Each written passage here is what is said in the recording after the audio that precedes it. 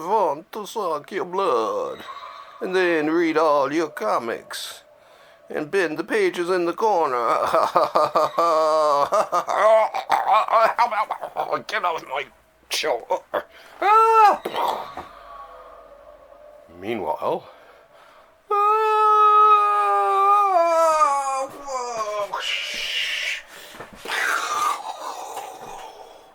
whoa. Well, that was wicked. Once again, live on tape from an undisclosed location hidden somewhere deep in the bowels of downtown St. John's, Newfoundland, comes to you in the Library of Graphic Literature. Boom, boom, boom, boom, boom, boom.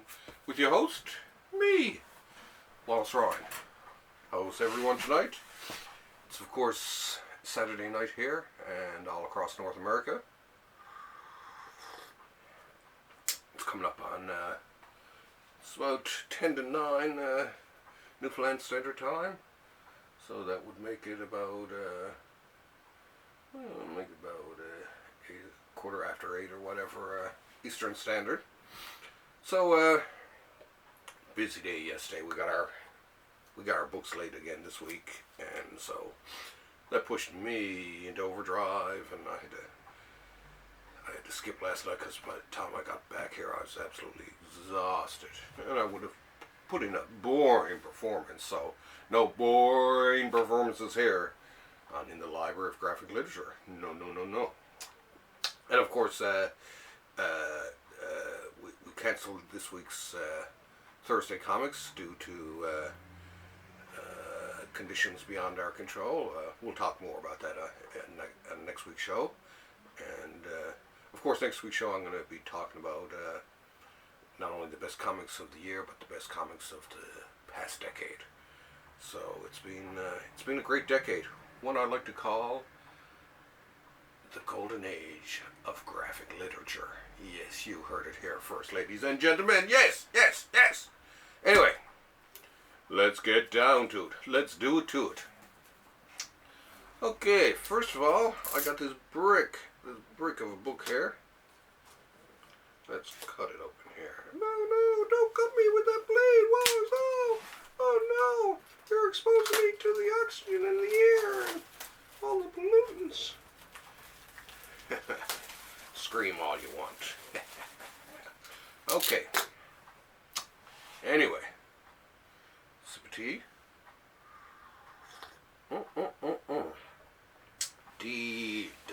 Delicious. Okay.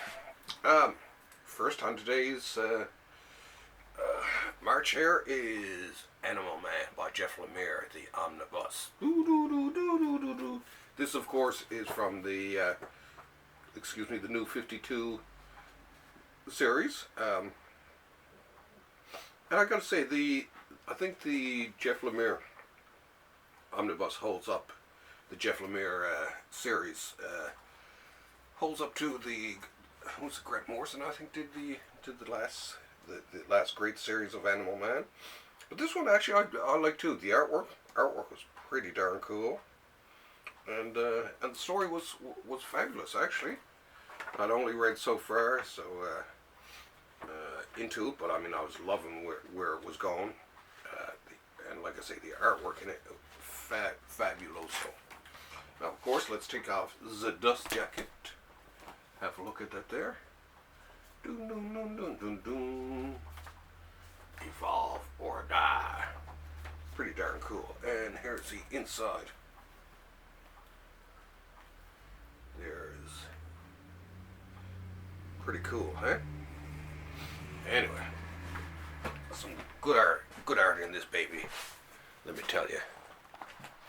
I'll just give you a few examples here.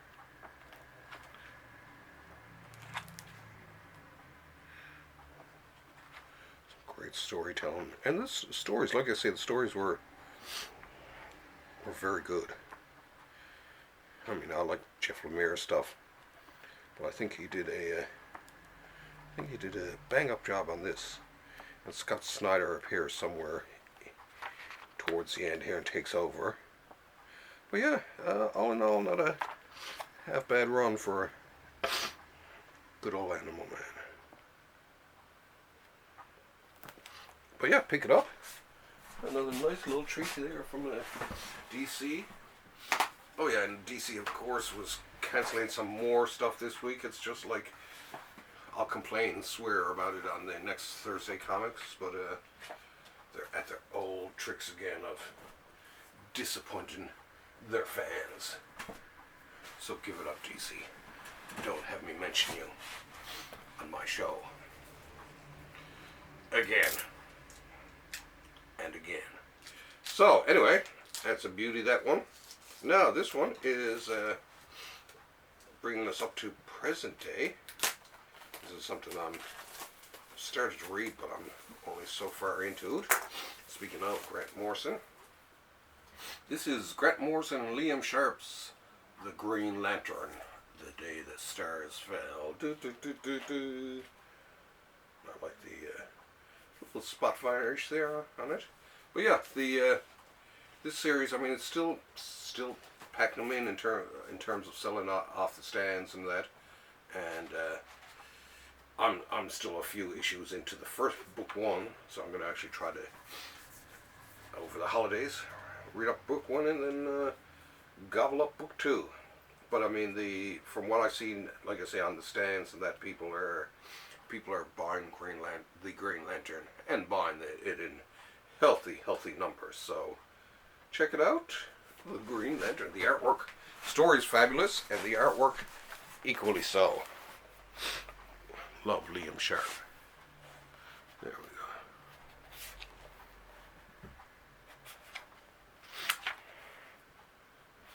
Make that come on.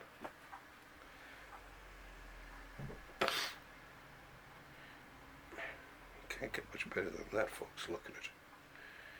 Killer. So I don't want to look at too much to give it away for me, but there we go. Another classic Green Lantern comic. Oh, excuse me, sorry there, Mr. Spinner. What are we doing this to me?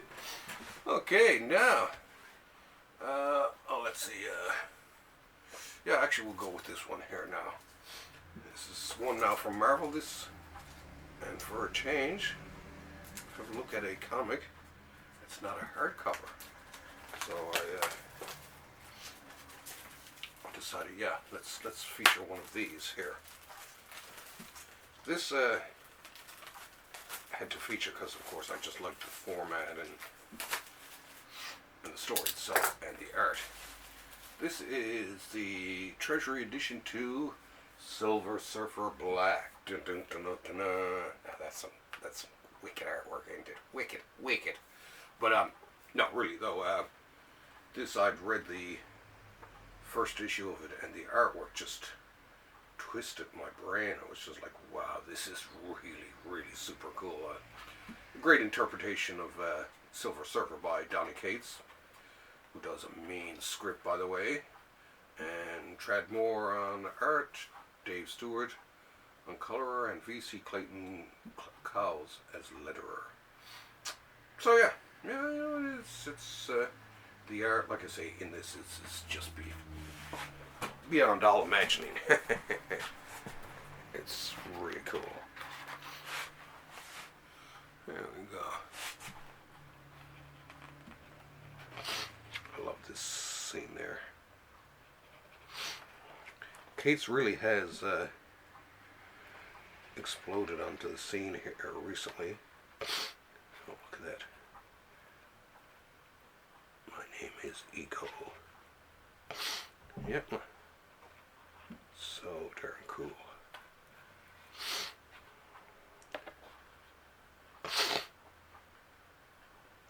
Definitely so worth your while. I won't go towards the end and spoil it for anyone, but definitely a beautiful piece of graphic literature here. Silver Surfer Black. Down. Meanwhile, cup of tea. Oh wait. yummers. Okay, one more book here, and then I'm going to do actually a flashback to the past. This, of course, we're going to end with the new stuff. This is Suspense from PS Artbooks, Volume 2. This is Suspense and Strange Suspense Stories, issue 27. So this involves Dick Gordana, Wally Wood, George Evans, Mark Swayze, and Don Heck. So I mean, there's actually quite a little lineup of artists there. Of course, these were originally done by I think it was Carlton. I do believe so. Let's look in the thing here. Yeah, magazine form by Carlton. I kind of like Carlton Comics. It was the last of the mob-owned comic book companies, and they had some really cool choices, really cool stuff. Of course, they were the home for so many years of good old Steve Ditko and many other sort of cool comics. So here's this one. And once again, I like these because of where they reproduce every page of the comic.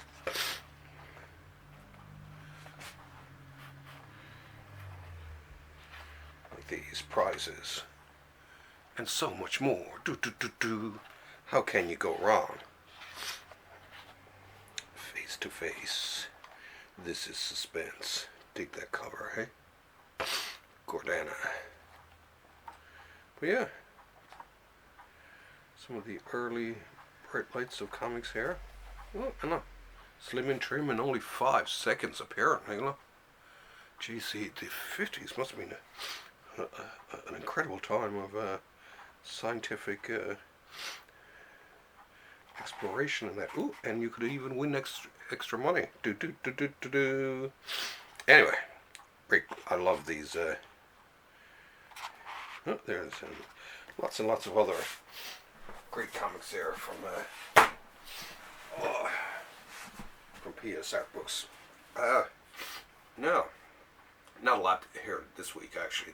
There was another book, but that was the House of Secrets Omnibus, which won't be out actually till next week. So I'll show that at the start before I jump into all the other cool new stuff that's coming out there.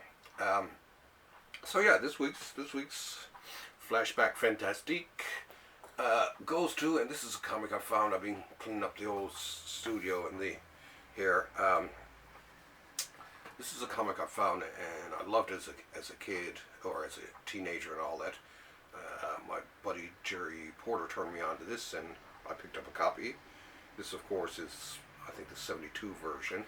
This is The Man by Von Baudet. This is actually one of my. This is one of the treasures from my youth. This is still the same comic I had when I was 15, 16, whatever. So I still have to this day because I love this one. There's just something very poignant and a little bit sad at times about the story. It's, of course, the story of a caveman. It's all black and white. There we go. And that's just about his existential day-to-day existence. His love of his spear, who he just calls Stick. And it shows, of course, him killing a rhino and thinking about existence. And Stick gets broken by this thing. And he finds a lizard, a very Von Baudet style lizard. And of course something terrible happens to said lizard. In the end, I'll tell you what happens, but in the end he's left all alone. I mean, come on. Stop wind and talk to me. Still one of my all-time favorite books, The Man. I mean, come on, folks. run out and see if you can find yourself a copy of this. As far as I know, this has not appeared. As a matter of fact, the only Von Baudet that I have in hardcover, which is the only Von Baudet I can think of that's been out in the past 5 years, was a collection for Cheech Wizard, and I got that. And unfortunately, this one wasn't in among it. But it's an absolutely wonderful comic. And like I say, this is one of the few remnants left over from one of the few comics that I actually kept from when I was a kid. And it's so worth it. Print mint. So anyway, that's it for this week. Only one more show left in this decade, and then on to a whole new decade of bringing you the best in graphic literature. Do do do do do. Yes. In the meantime, gonna have a sip, and yeah, don't worry. Me and Dennis will be getting our show together to our Thursday comics, and I'm gonna see if I can actually drag him onto this show, and we'll talk about the decade that was. So, that being said, I love you all out there. Love you to pieces. And keep on reading comics. And see you in, I don't know, less than a week anyway. Okay. Bang. Love y'all. Okay. Bye. Whoa, Alexia, I'm being sucked away. Oh, by a vortex. Oh, this must be leftover boom tube. Ah, there he goes. Never to be seen again.